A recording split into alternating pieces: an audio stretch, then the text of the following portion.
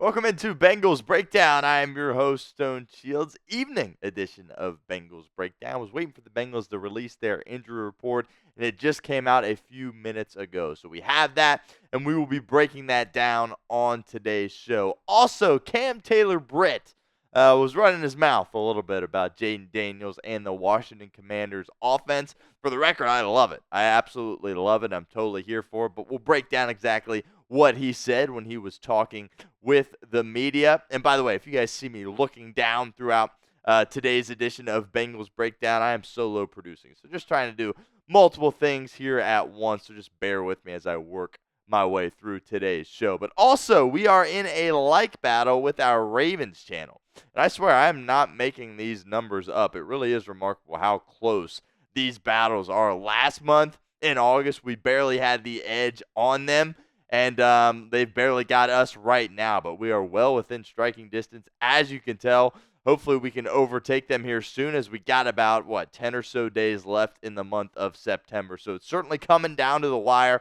Help us out. Hit that like button, as you should, for all of our videos here at Bengals Breakdown. It really helps us out a lot, and we really appreciate it, and it allows us to continue doing more and more Bengals content. So help us out. Hit that like button if you have not done so already. All right, here is what Cam Taylor-Britt had to say in regards to Cliff Kingsbury, Jayden Daniels, and really just the Washington Commanders offense. And, I really kind of got a kick out of him saying this, and we'll break it down real quick right now. He said, they don't make him do a lot, him being Jayden Daniels. They keep it really simple for him. Nice college offense, he said. Kingsbury's the OC. They'll move guys around here and there, but just keep it real simple for him. I heard his pass percentage is pretty high, but it's only throwing short routes, some intermediate stuff, quick throws. Look, I love this, right? When the Bengals are winning a lot of games, if you go back to the years where they were going to the AFC Championship a couple of years ago, they were all talking, and they were all running their mouth, and they would go out there and back it up out there on the football field. And this is really what you want in your star corner. Those guys run their mouth, and that's really what Cam Taylor-Britt is doing here. And when you watch the video of him talking, it doesn't really sound like he's trying to take a shot, but he understands what he's doing, because these are professional athletes that he's talking about, and they're going to take offense to the fact that he's saying that it's a college offense. Trust me, 100% they are going to. Of course, Cliff Kingsbury, was the Arizona Cardinals head coach for a while, but has spent a lot of time at the college level. Was an offensive assistant for USC most recently. So Cam Taylor-Britt knows exactly what he's doing here. A little bit of a dig at the Commanders and Jayden Daniels, but he better be ready to go out there and back it up. He certainly has backed up, his talk in the past. But Terry McLaurin is a tough matchup, and I believe that's who Cam Taylor-Britt is going to be going against. Cliff Kingsbury has, noted the fact that they haven't been able to get Terry McLaurin the ball enough so far this year. So the Bengals better hope that Terry McLaurin doesn't have one of those breakout games, because it's only a matter of time before it happens. Terry McLaurin's a really elite receiver in this league, so Cam Taylor-Britt better be ready. But I absolutely love the comment out of the Bengals cornerback one. All right, so the pinned comment of today's video is a little generic. Bengals, of course, are 0-2 right now. Are you worried about the Bengals right now? It certainly feels like a must-win game for Cincinnati here on Monday night to avoid that 0-3 start. But are you worried about the Cincinnati Bengals? Sound off for us in the comments and be honest with us. Type Y for yes or N for no at the pinned comment of today's video. Are you worried about the Cincinnati Bengals? All right, so let's break down the injury report now on today's show. Again, this came out very recently. Not a ton of changes, but certainly some noteworthy things. T. Higgins, of course, is the most noteworthy person that is on this injury list, and it seems like he is going to play. All signs are pointing towards T. Higgins being available to go on Monday night. He said he feels about 100%, and, sitting out last week was kind of more of a precautionary thing than anything, because of course the hamstring injuries can be difficult, and you really just got to be cautious, because those things can tend to linger. So of course that is what the Bengals are trying to avoid here with T. Higgins. But it seems like he's going to be ready to go. Jamar Chase was really excited about it. He says, probably going to get less double teams, so he was really looking forward to that. And he said it's just good to have the boys back out there again. So hopefully we see him on Monday night again, barring a setback, at tomorrow's practice or pregame on Monday. I would expect him to be out there ready to go for Cincinnati. But let me know what you guys think. Do you think T. Higgins will play on Monday? Type A for yes or B for no for us in the comments section of today's video. Sound off. Let us know what you think. Do you think T is going to be out there? I think, where his body was, I think he probably could have played against Kansas City based on, what the things that he was saying. But, again, precautionary thing. Let us know what you think in the comments of today's show. All right, let's get into some more injuries here. Sheldon Rankins, again, did not practice with that hamstring injury today. And I would be surprised if we saw him out there on Monday night, truthfully. I mean, 2 DNPs back-to-back to kind of start their week. Bengals are obviously thin at that area. B.J. Hill is another guy that didn't practice, plays the same position as Rankins. It's been well documented that area on the football team has struggled, and they're also banged up. And both guys getting back-to-back DNPs. I think you can expect to see a lot of Lawrence Guy in this game, really getting ready to make his debut as a Cincinnati Bengal. Just kind of getting thrown into the fire is basically what it seems like to me, based on the injuries that this team is dealing with. So really unfortunate for the Bengals that these two guys are not going to be practicing or haven't been practicing so far in this week. We'll see if anything changes, but right now I would consider it pretty unlikely that we see either one of these guys out on the football field on Monday night.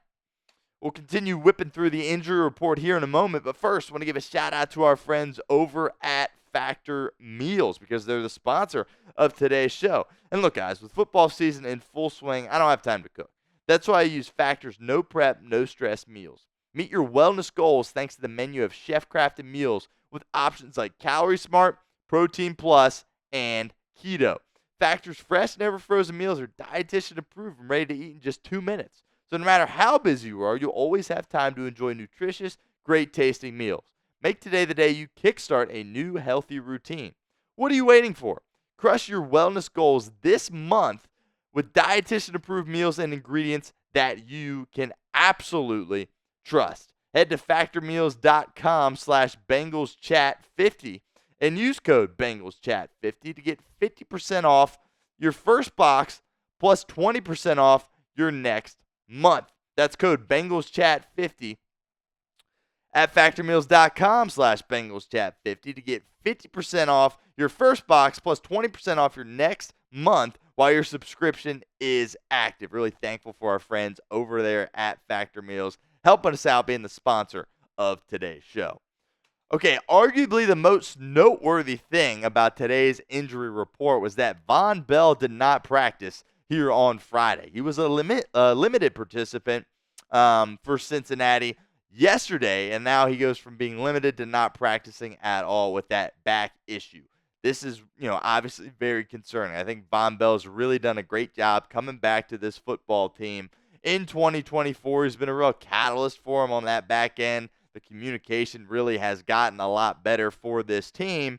And, him not practicing today is really a concern, to be completely honest with you. And if he's not going to be able to go, you're going to be calling on a guy like Jordan Battle to step up. Now, thankfully, I think Jordan Battle is the best backup player on this team, period. Any position across the board. And Jordan Battle, I believe, if I'm not mistaken, only played a singular snap against Kansas City. So he's a guy that I personally have a lot of confidence in. It was talked about kind of going into this season. Could Battle give, Bell a run for his money in terms of just flat out starting at the position? Obviously, that didn't happen. But I think the Bengals feel really good about what they have in Jordan Battle. And if Vonn Bell is not able to go on Monday with that back issue, look for Jordan Battle to step up and have a big game and an immediate impact for this football team. Mike Gesicki, at the tight end spot, dealing with a calf issue, was limited at yesterday's practice, was limited again at today's practice. And, Gesicki really had a solid game for Cincinnati against Kansas City over the weekend. Did have a really crucial drop late in the game, but I thought he did a nice job bouncing back from it And really, the tight end room as a whole really did a fantastic job in that game. So I think he should be okay to go. He has been limited. We'll see if any, again, setbacks occur with him.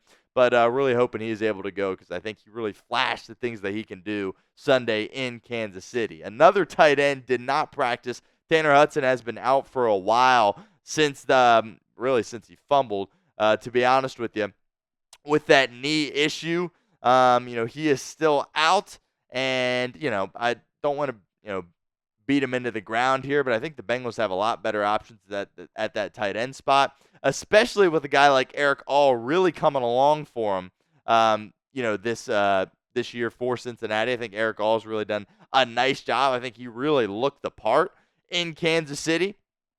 At that tight end spot, I think Joe Burrow's really starting to develop a trust and a chemistry with Eric All. So would be shocked if we saw Tanner Hudson play Monday night at home against the Commanders. I feel like Eric All is going to slowly just kind of take over his reps, even if Hudson is able to get healthy here soon. I think the Bengals feel like they have a better option with Eric All Jr., their fourth round rookie out of Iowa. Another opportunity for you guys to get interactive with our show here on Bengals Breakdown. What is your concern level with the Bengals injuries at this point? T. Higgins appears to be, making strides to be able to go Monday night. Vonn Bell's certainly concerning. Gesicki, you hope he's all right. But let us know in the comments, as a team, where are you at? Scale it for us 1 to 10. What's your concern level over the Bengals' current injuries? All right, a couple of more here before we get out of here. Amarius Mims is limited. He has been limited for a while here. So we'll see if he is active on game day. Feels like he's making steps in the right direction, and it's kind of only a matter of time before we see him out there for the Bengals. I think the Bengals have been really pleased at what Trent Brown has given them, so I don't think he's in a situation where they want to rush him into being the starting right tackle. They're going to take their time with him, certainly, but I think it would be nice for the Bengals if something happens to either Orlando Brown or Trent Brown to be able to insert Amarius Mims into the lineup. He's coming along slow, and I'm really excited for this kid. Had a great training camp and a great preseason game, the one game that he did play. So he was, again, limited. Chris Jenkins also was limited. It would be nice if he is able to go here. He talked about today with the media about playing with a club on his hand. And he said in the past at Michigan he played a lot of last year. He couldn't even see out of one of his eyes, which is really just a bizarre story that he was talking with the media about.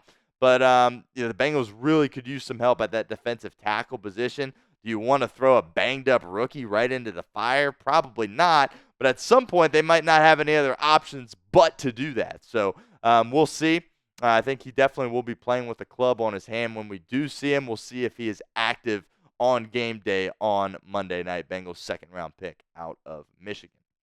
But speaking of that Monday night game, we will be live for it here at Bengals Breakdown with our third regular season watch party. So really excited about that. Really looking forward to that. I hope you guys join me. We're going to have a lot of fun, and we, of course, are in search of the Bengals' first victory of the 2024 season. I think they're going to get it on Monday. Fingers crossed. But hang out with us. Hit that sub button, youtube.com/BengalsTV, and join us for our Week 3 watch party.